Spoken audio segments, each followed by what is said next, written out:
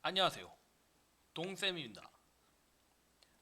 오늘은 지난 시간에 했던 서포트 벡터 머신을 이용한 펭귄 분류의 연장선으로 다항 분류 딥러닝을 만들어 보겠습니다.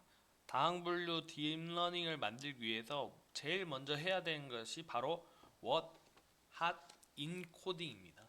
그래서 우리가 앞에서 매핑을 통해서 이제 아델리는 0, 젠투는 1, 터큰 2라고 했지만 결국에는 마지막에 요 아델리인지 0인지 1인지 2인지에 대해서 이렇게 벡터 값을 나타냅니다. 여기 보이시죠?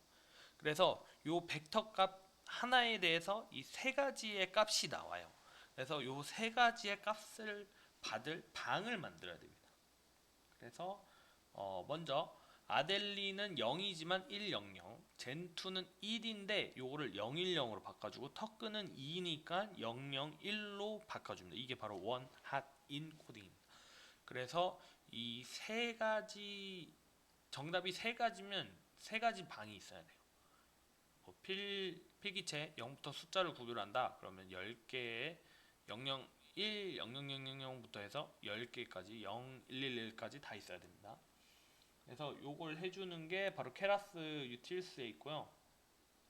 to categorical y를 해주면 이런 식으로 나옵니다. 그 다음에 이걸 numpy 배열로 만들어 줬고요. 그 다음에 8대2로 다시 나눠줘야죠. 요 좀 처리를 했으니까 다시 나눠주고, 그 다음에 여기까지는 똑같죠. 여기까지는 뭐 다 했던 거라서 이번에도 여기까지 다 했던 거고, 이번에도 데이터가 몇백 개밖에 안 되잖아요. 그래서 그냥 은닉층 없이 입력층이랑 출력층으로만 하겠습니다. 그래서 속성의 개수가 5개고 저는 뭐 배수를 한다고 했잖아요. 주로. 그래서 15개를 했고, 입력층의 활성화 함수는 무조건 렐로. 그 다음에 저번 시간에 지지난 조금 된 강의에서 제가 정리를 해드렸지만 다항 분류, 딥러닝이 이제 다항 분류, 이항 분류, 그 다음에 회귀를 구분하는 방법은 출력 함수에 있다고 했습니다. 다항 분류는 출력 함수가 정답의 개수여야 됩니다. 지금 펭귄의 종이 세 종이죠. 그래서 세 개고 다항 분류, 딥러닝의 출력층의 활성화 함수는 무조건 소프트맥스 함수입니다. 그렇게 되면 요 펭귄 데이터를 학습했어요. 그러면 얘는 어 터큰 펭귄일 가능성이 벡터 값이 요 정도야. 뭐 젠2는 뭐 이거야, 아델리는 요거야 한 다음에 제일 높은 거로 이렇게 판단하는 겁니다. 이 다항 분류 딥러닝의 원리가 바로 이겁니다. 그 해당 그 범주에 대한 정도를 나타내는 벡터 값을 나타내고 그 중에서 가장 큰 벡터 값을 선정하는 방식으로 이루어져 있습니다. 요 그리고 하나 다른 거는 요것뿐입니다. 요 바이너리는 이진인데 요거는 이제 이진이 아닌 두 개 넘어가죠. 그래서 이렇게 카테고리컬 크로스 엔트로피를 쓰고요. 나머지 똑같고 X 트레인, Y 트레인을 가지고 학습을 하고 F치는 좀 조절을 많이 해봐야 돼요. 저는 한 200번 한번 해보도록 하겠습니다.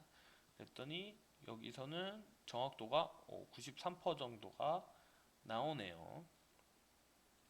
그리고 실제로 값을 확인하면, 실제로 값을 확인하면, 뭐 예를 들어서 x를 넣어봤어요. x를 넣어보고 한 1번만 확인해 볼게요. 1번은 y encoded니까 얘는 100이에요. 그럼 얘는 뭐죠? 아델리죠.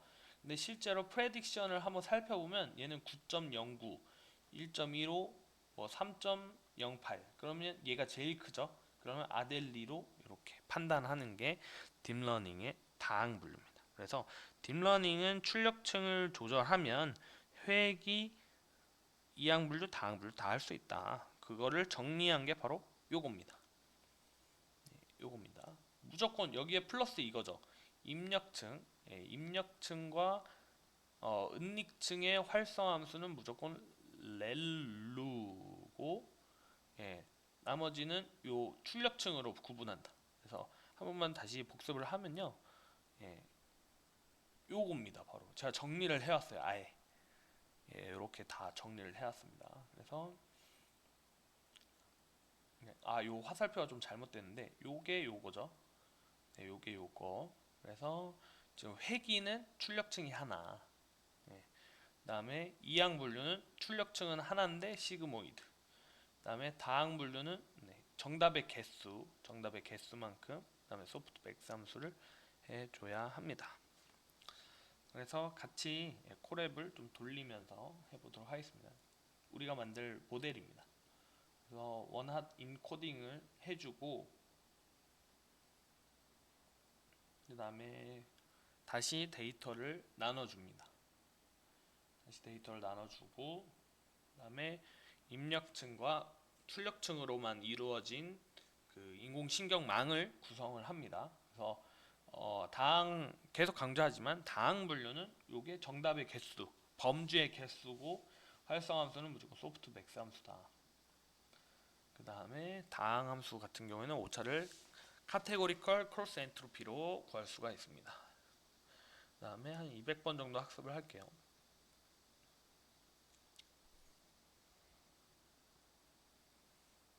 저 F치도 그때그때마다 다르고 그냥 여러 번 해본 경우입니다. 어큐러시가 엄청 낮네요. 엄청 낮고 한번 테스트 해볼까요? 테스트 하니까 와 70%가 떨어졌네요. 정확도는 별로 안 좋은데 아마 예측률은 높을 거예요. 예, 이런 식으로 보이시죠? 그래서 실제로 아델리 펭귄은 100인데 여기가 9.99999. 예, 정확도 수치적으로는 낮지만, 그러니까 제 생각에는 이게 막 그 경사하강법을 쓰잖아요. 경사하강법을 쓰는데 예를 들어서 이렇게 있으면 여기서 자꾸 여기서 튀나 봐요. 이렇게 막 이렇게 튀는 거예요. 여기를 잘 못 찾는 거죠. 예, 그래서 보면 이런 경우에는 뭐 95%대도 있는데 요게 갑자기 70%대가 떨어졌다. 그러면 요 정도 정확도로 보면 돼요. 실제 테스트를 했을 때. 왜냐하면 이미 어느 정도 학습이 잘 돼 있다고 보시면 됩니다. 근데 아예 뭐 90%대를 못 찍는 모델이다. 그러면 진짜 정확도가 안 좋은 겁니다. 다른 것도 한번 볼까요? 한 80번대 볼까요? 80번대도 한번 보겠습니다. 80번대도 보면 100인데 이제 이렇게 돼 있고, 한번 다른 것도 보고 싶잖아요. 130번 130번 때도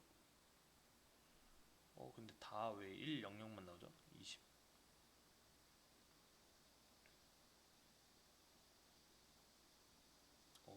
요거는 한번 확인을 해본 이후에 댓글이나 뭐 이런 걸로 한번 남겨놓도록 하겠습니다. 네, 그래서 오늘은 이렇게 다항 분류 딥러닝까지도 한번 만들어 보았고요. 네, 다음 시간에 서포트 벡터 머신의 경계가 어떻게 이루어지는지를 한번 살펴보도록 하겠습니다. 이상 동보쌤이었습니다.